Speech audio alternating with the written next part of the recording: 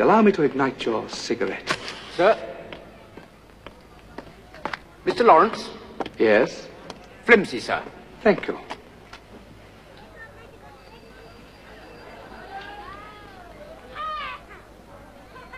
You do that once too often.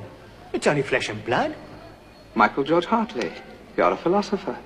And you're balmy.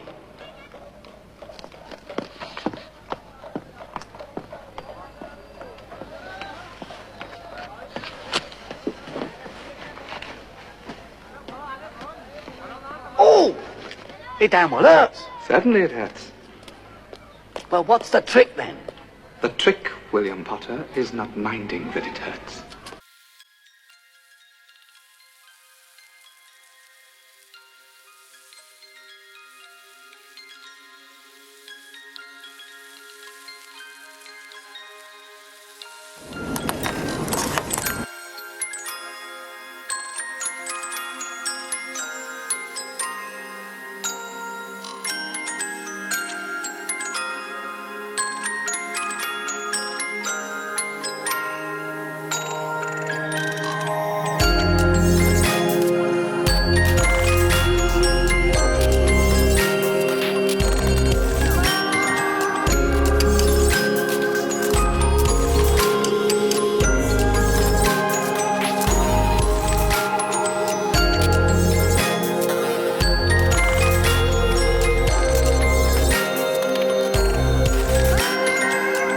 It is morning, and I'm about to meet Marisha at the park. I need to get dressed first, and then I can continue with the vlog. Yeah.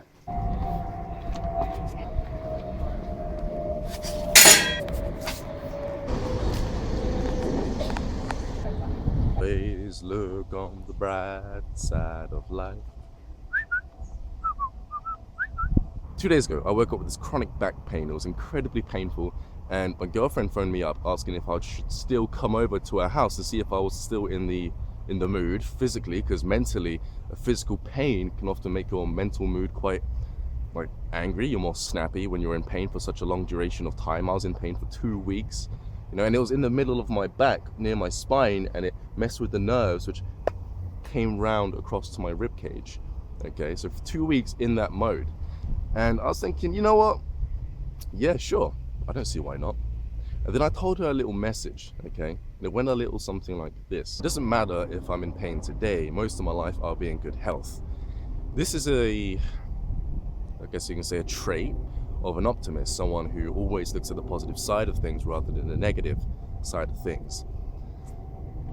It's cool, because there's an exercise you can do where you constantly think about the positive things within your life, and then it makes it easier for you to come up with positive answers for your life. And optimists, their mindset's the same. Because their mind's positive, they tend to gravitate towards the positives of any given situation. It's quite easy to be optimistic about something, a future job, an opportunity, or maybe even becoming better at a YouTube video, by telling themselves the pros of doing something slightly outside of their comfort zone, such as me taking my camera and vlogging in front of a bunch of strangers. Now, of course, you also have pessimists. Now, what's a pessimist? Pessimist is the opposite of an optimist, okay? And the pessimist being the opposite of an optimist, their mindset is always negative. It's easier to attract more negative mindsets if you're already negative. It's incredibly hard and difficult to take someone who's a pessimist and give them enough positive energy, enough bring it out inside them, compliment them, do certain things to make them more positive so that they can look the other direction, completely turn around and focus their focus on the positive of the negative and positive spectrum. It's incredibly hard when it comes to that mindset, that mental focus. And a negative, pessimistic person will always lean towards the negative side of things. So when you go to approach them, when you point out the positives of a negative situation, when they're only leaning on the negatives of the situation, then they're gonna discredit and discount anything you have to say. And they'll be like, well, whatever, it's because of this and because of that. And they're gonna do this on purpose. Why? Because they're negatives. It doesn't support their mindset, so they're going to disregard it. Whereas if they're more of an optimist, they may actually consider what you're saying, and it may change their mood. There are many examples as I'm saying this. I'm sure if you can relate to what I'm saying, if you're a positive person, or even if you're a pessimistic person. If you're a pessimistic person, you're probably disagreeing with what I'm saying. And if you're an optimistic person, you're probably thinking about memories of times where you've actually had these encounters happen already within your life. Which then makes me wonder about what you attract. I did an experiment not too long ago where instead of holding that negative mindset that people wanted to attack me because I could feel their negativity every time I walked past them and making up stories in my head as to why they wanted to approach me, most people who are in fear do this. But after noticing their energy go through me and feeling how my body responded, I thought, you know what? I'm just going to be happy. And I'm going to hold the frequency. I'm going to hold the emotional frequency of happiness, joy, by using my memories of the last time I made new friends and just carry that within the new space and see what happens. And a remarkable thing happened when I looked at the positives of this situation. 4 random people in the street came up to me and said hello. 5 smiled, okay? This never happens in my town. It's unheard of for people to be this nice in High Wycombe, okay? Being on the positive side of things, looking at the optimism side of things, I attracted more people into my life by doing a simple experiment. It was quite simple, and I really, really enjoyed it, and I'm gonna do it more often, and I'm probably gonna do it today.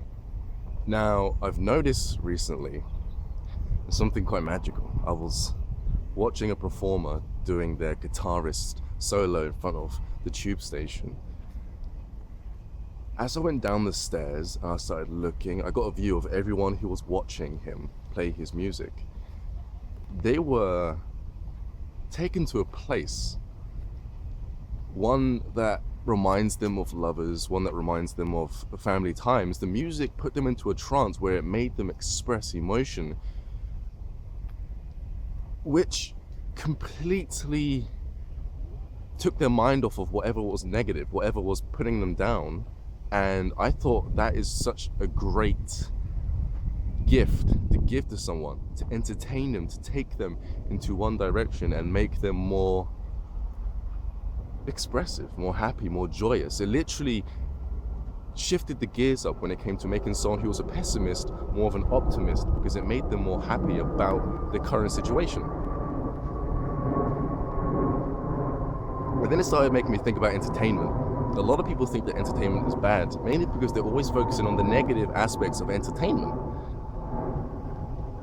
What if entertainment has a positive? Every negative has to have a positive, right? And what if a lot of people aren't paying enough attention on the positive aspects of entertainment? I was obviously in this optimistic mindset for a long period of time when I watched these people do this.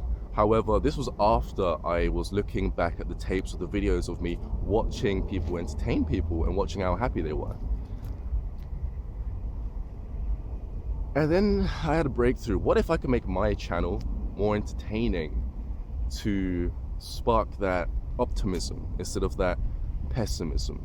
To make people look at the positive of life rather than the negatives of life.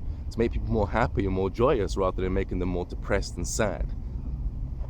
It was a good thought, and that is why I'm outside now doing this vlog. Also, I want to be really good at public speaking, so I need to do it in front of the public and feel completely comfortable with speaking on a camera, which I think I'm doing okay so far. I've walked past quite a few people, and honestly, I'm looking at people right now and I just don't really care. My back still hurts.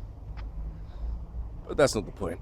I'll be kicking myself if I didn't come to London to try and get it fixed. I feel like I've been in China, or Tokyo, mainly China, with the massages and people in London and Chinatown for starters. I've been there quite a few times throughout this week. You know, I checked out their restaurants, I looked at their architecture. It was just crowded with people, and their supermarkets look so confusing. I mean, I wouldn't know what to buy. There's not even a subtitled English in the ingredients. It's just completely Japanese or Chinese. But I guess using chopsticks does come in handy, and it does keep me entertained a little bit. Adds that oriental feel to the entire dining experience, you know what I mean?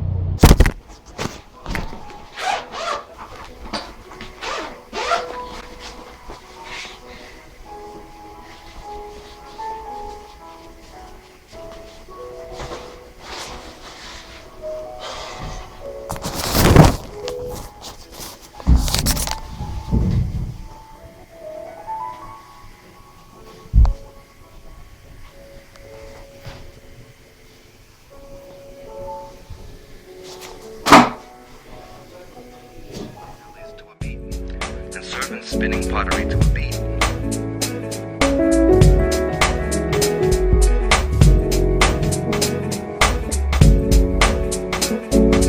Good morning, London.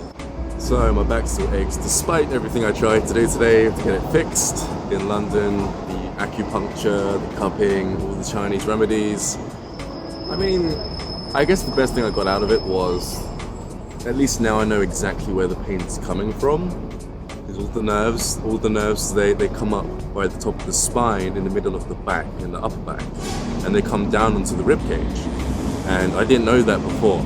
So now I have a remedy. Now I can relax and massage myself and do yoga mainly, you know, because it's kind of awkward, but yoga mainly gets rid of the pain completely. So I guess £75 was a good enough investment on my health. And I mean, you should have seen it. I mean, I showed you guys earlier, but the redness after the massage, you went so deep into the deep tissue massage that my back went blistered. It went red, blood blisters, and purpley looking. Well, that should go in a couple of weeks, so I'm feeling optimistic. Yeah.